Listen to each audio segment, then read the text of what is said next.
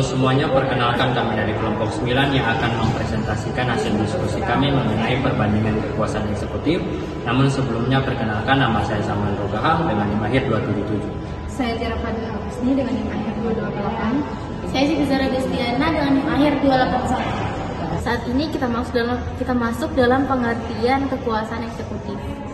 Dalam kajian ilmu negara dan hukum tata negara, kekuasaan negara secara klasik dibagi ke dalam 3 cabang, yaitu kekuasaan legislatif, eksekutif, dan yudikatif.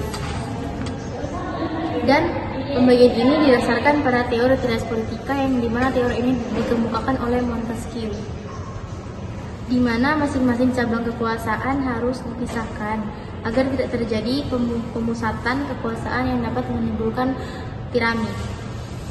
Kekuasaan eksekutif pada dasarnya merupakan kekuasaan untuk melaksanakan undang-undang dan menyelenggarakan pemerintahan sehari-hari. Menurut C.F. Strong, kekuasaan eksekutif adalah the organ of the state that carries out the will of the state as expressed in the law, atau organ negara yang menjalankan kehendak negara sebagaimana dituangkan dalam hukum. Dengan kata lain, eksekutif ini tidak hanya bertugas melaksanakan peraturan, tapi juga mengarahkan kebijakan umum, menjalankan administrasi negara, dan mewakili negara dalam hubungan luar negeri. Dalam praktik ketatanegaraan modern, kekuasaan eksekutif dapat dijalankan oleh seseorang presiden dalam sistem presidensial, dan atau oleh perdana menteri bersama kabinet dalam sistem parlementer. Sementara itu, dalam negara monarki konstitusional, raja atau kaisar seringkali hanya berperan simbolis sebagai kepala negara, sedangkan kekuasaan eksekutif substantif dijalankan oleh pemerintah atau kabinet. Dengan demikian, kekuasaan eksekutif dapat dipahami sebagai organ negara yang berfungsi di melaksanakan hukum, menyusun dan menjalankan kebijakan, serta mengelola administrasi pemerintahan dalam rangka mencapai tujuan bernegara. Yang kedua mengenai kekuasaan eksekutif. Yang pertama yaitu negara Inggris. Inggris merupakan negara dengan bentuk monarki konstitusional dengan sistem pemerintahan parlementer, di mana sistem ini menempatkan raja dan ratu sebagai kepala negara, sedangkan kekuasaan pemerintahan sehari-hari dijalankan oleh Perdana Menteri beserta dengan kabinetnya. Dengan demikian, terdapat pemisahan antara simbol negara yaitu monarki dengan pemegang kekuasaan eksekutif yang sesungguhnya yaitu Perdana Menteri dan kabinet. Kekuasaan eksekutif di Inggris dijalankan oleh yang pertama yaitu monarki, yaitu raja dan ratu. Di mana pada sistem monarki, raja dan ratu berfungsi sebagai simbol negara, di mana raja dan ratu tidak memiliki kekuasaan politik yang nyata, karena tindakannya harus berdasarkan pada nasihat Perdana Menteri atau menteri yang bertanggung jawab, di mana peran utamanya bersifat seremonial seperti membuka sidang parlemen, menegakkan undang-undang yang disetujui oleh parlemen, dan menerima duta besar. Yang kedua yaitu Perdana Menteri. Perdana Menteri merupakan kepala pemerintahan yang memiliki kekuasaan eksekutif yang substantif, di mana Perdana Menteri dipilih secara tidak langsung dari partai politik atau koalisi partai yang menguasai mayoritas kursi House of Commons. Yang ketiga yaitu kabinet atau Council of Ministers, di mana kabinet terdiri atas para menteri yang diangkat oleh Perdana Menteri yang bertanggung jawab secara kolektif kepada parlemen, khususnya House of Commons. Ciri khas dari sistem eksekutif di Inggris adalah adanya tanggung jawab kabinet terhadap parlemen, di mana sehingga meskipun secara formal kekuasaan eksekutif itu dijalankan atas nama raja dan ratu, dalam praktiknya kekuasaan itu berada sepenuhnya di tangan Perdana Menteri bersama kabinet. Hal ini menunjukkan kekuatannya prinsip supremasi Perdana Menteri dalam sistem ketatanegaraan Inggris. Negara yang kedua yaitu Amerika Serikat. Amerika Serikat dikenal sebagai negara dengan sistem presidensial murni, di mana Konstitusi Amerika Serikat pada tahun 1787 secara tegas menegaskan bahwa kekuasaan eksekutif berada di tangan presiden, di mana presiden memegang jabatan sebagai kepala negara sekaligus sebagai kepala pemerintahan.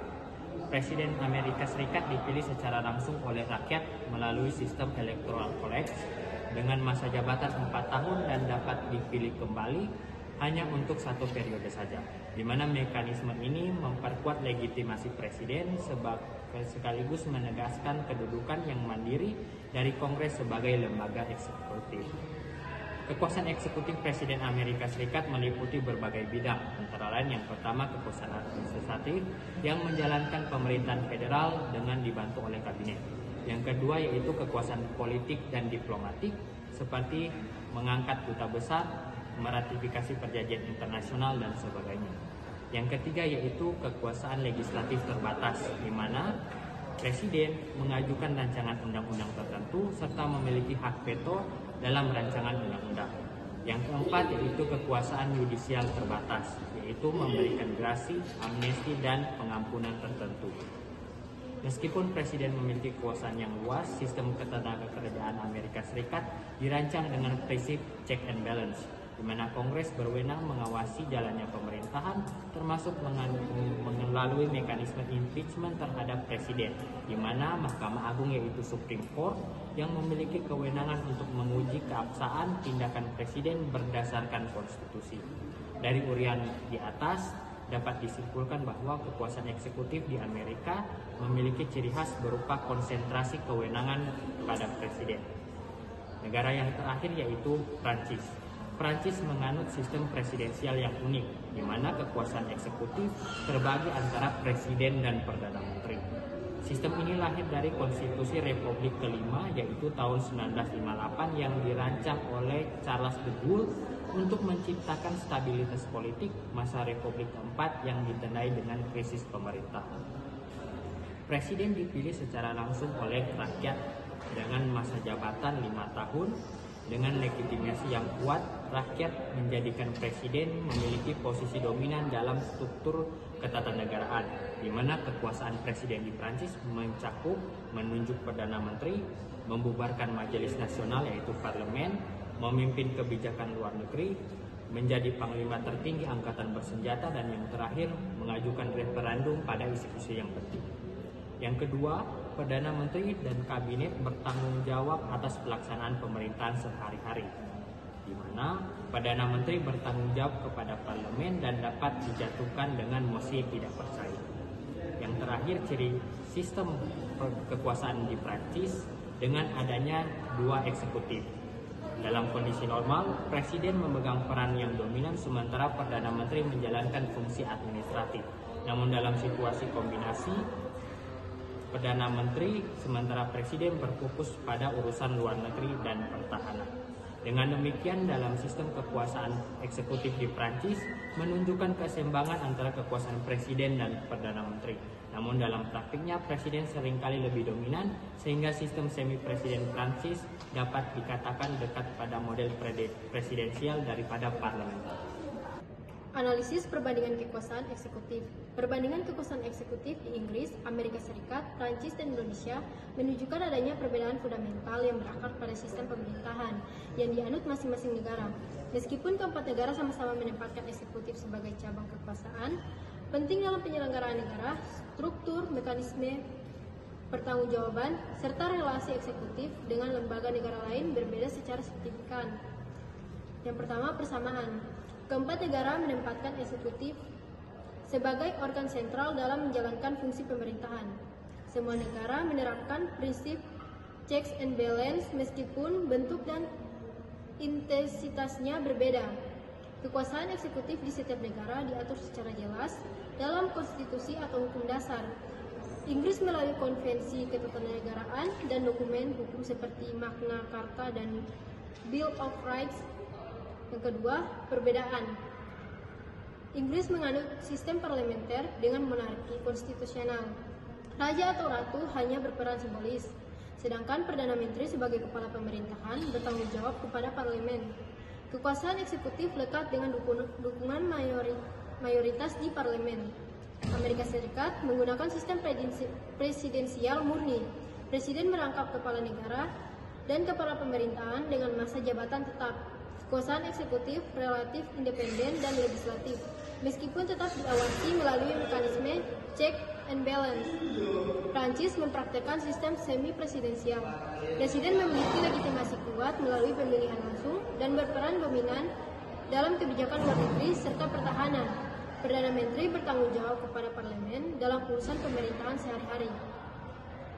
Kondisi cohabitation membuat pembagian kekuasaan eksekutif lebih fleksibel.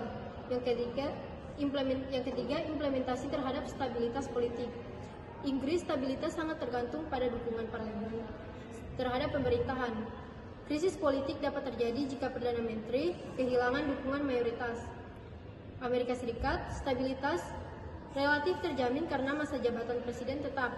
Meskipun bisa terjadi kebuntuan politik antara eksekutif dan legislatif. Prancis, fleksibilitas sistem semi-presidensial dapat menyeimbangkan kekuasaan, tetapi kondisi cohabitation sering menimbulkan ketegangan antara presiden dan Perdana Menteri. Demikianlah pemaparan materi dari kami. Sekian dan terima kasih.